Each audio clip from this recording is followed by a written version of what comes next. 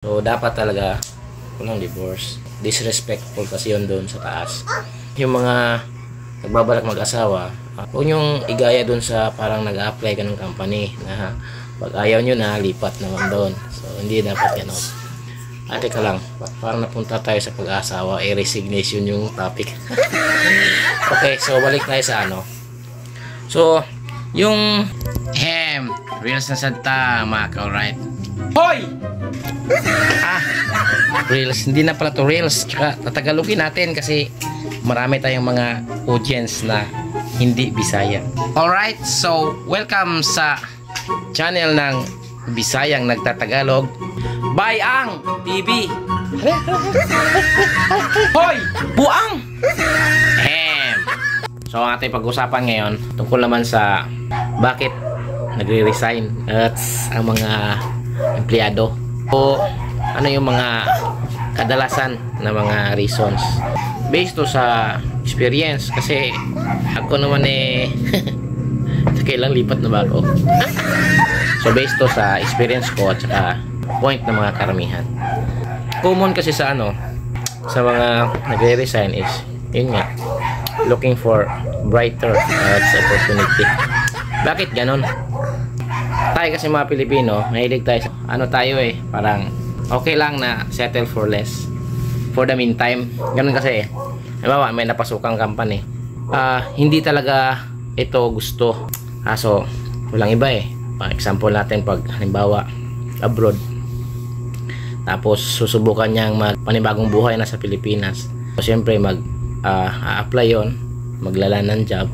Ngayon matatanggap talaga yun kasi galing abroad diba? Tapos pag nandun na siya sa company, so alam naman natin ibang iba yung setup ng abroad at saka dito sa Pilipinas, diba? Ano yung nakasanayan, yun yung hahanapin. Halimbawa pag galing abroad, hindi na maghahanap ng malaking sweldo yun karamihan yung sistema.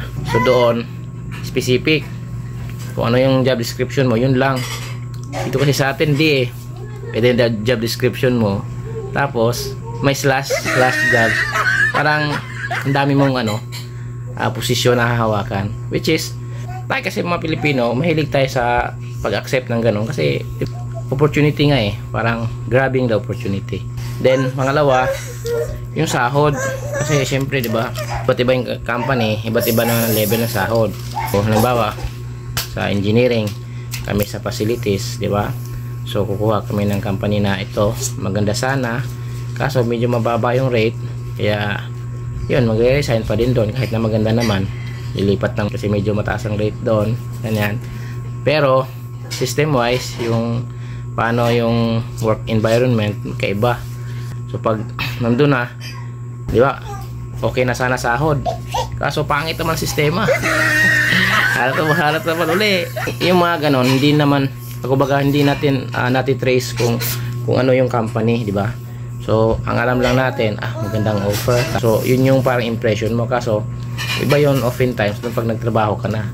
So doon mo na makikita na may mga set of systems ba sila sa mga trabaho, di ba? Pero tayo naman mga Pilipino, hindi naman lahat ay nagre-resign. Kumbaga yung ibang nagre-resign, yun yung reasons nila common, yung sweldo, yung sistema, yung mga ganon. Tapos yung pangatlo doon is yung naghahanap talaga sila ng fit. Nagiging trend yan dito sa yung pag-aasawa, kaya nauso ngayon yung divorce. Ang opinion ko lang to, nakikita ko kasi sa mga nag-aasawa ngayon, parang yun, sige, tapos pag ayaw na, di ba, kaya gusto nila na may divorce para pag may nakitang iba, parang company resign dito tapos lipat doon. Sa totoo lang, ako personally ayoko nun kasi nawawala yung essence ng pagiging totoo sa mga binitawan mong sumpa sa marriage, di ba? May mga sumpa, so nagsumpa kasi kayo dun sa kung ano man reliyon, di ba? Naniniwala naman tayo sa kanya na magmamahalan kayo, magbi-build up kayo ng pamilya. So dapat talaga walang divorce. Disrespectful kasi yun doon sa taas. Yung mga nagbabalak mag-asawa, huwag nyong igaya doon sa parang nag-a-apply ka ng company na pag ayaw nyo na, lipat naman doon. So hindi dapat yan. Teka lang, parang napunta tayo sa pag-asawa, resignation yung topic. Okay, so balik tayo sa ano. So, yung tayo kasi mga Pilipino, parang naghahanap talaga tayo ng fit eh. Kaya naglilipat-lipat tayo ng company. Pero pag nakita naman natin na yung company na talagang alam natin doon tayo fit, so nananatili na ng hanggang sa ano. Meron ngang iba, first job nila fit agad eh. Kaya nagtatagal sila ng 20 years, 30 years, di ba? So yung mga ganon, swerte-swerte yun. Pero yung iba naman, karamihan, yun nga, hindi makahanap ng saan sila fit. So yun, palipat-lipat hanggang sa makahanap ng. So generally, parang yun yung reason kung bakit nagre-resign ng mga tao. So good luck sa atin mga ka-alright. Peace out. Alright, shout out sa lahat ng mga nag-like, nag-comment at mga sumuporta sa ating mga kalokohang video. So sana patuloy nyo mga ka-alright. So see you to the next video. Maraming salamat.